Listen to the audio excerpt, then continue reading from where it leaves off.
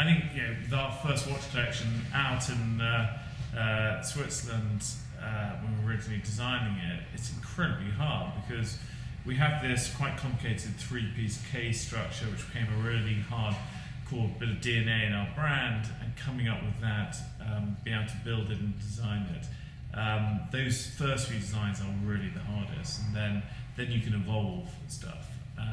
So I think that's part of why it took so long. It does, especially when you tell your wife it's going to take a third of the time and you're still plugging up the design. But there's no point releasing something until you're 110% happy with it, which we were actually. By the time we did release the watch, we were so happy with the engineering aspect of the watch, the look and feel. We'll have our watches are classic aviation style watches, but with that little modern twist.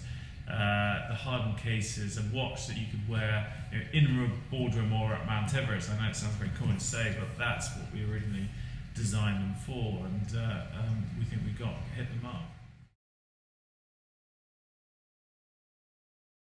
How do we design watches? I guess we're both involved very much from the beginning. I think I clearly do most of the work, but Giles tries to take the credit. But what happens? You can't design by committee.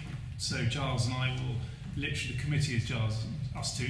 Any more than that becomes difficult, and we'll know pretty much what we're trying to achieve.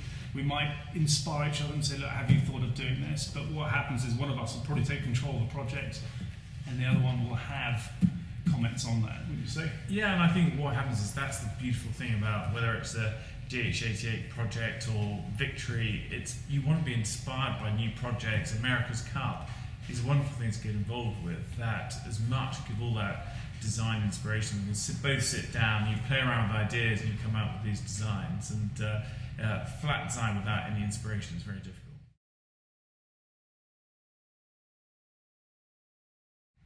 Well, part of our Trip-Tick case design came about because we wanted to harden the top bezels in our cases, and we wanted the ability to use different metals. So like on the Martin Baker series, you see the orange band, and to do that, we wanted that identifier, so you could always tell a Bremont watch from the side. Those lovely lug shapes. The more you pick up a Bremont case, you realise how lovely that is. The rotor clip bezel, doing it in Trip-Tick made that easier. So all these little design areas that we wanted to go and build into our watches. So the Trip-Tick became the solution and also became a big part of our brand DNA.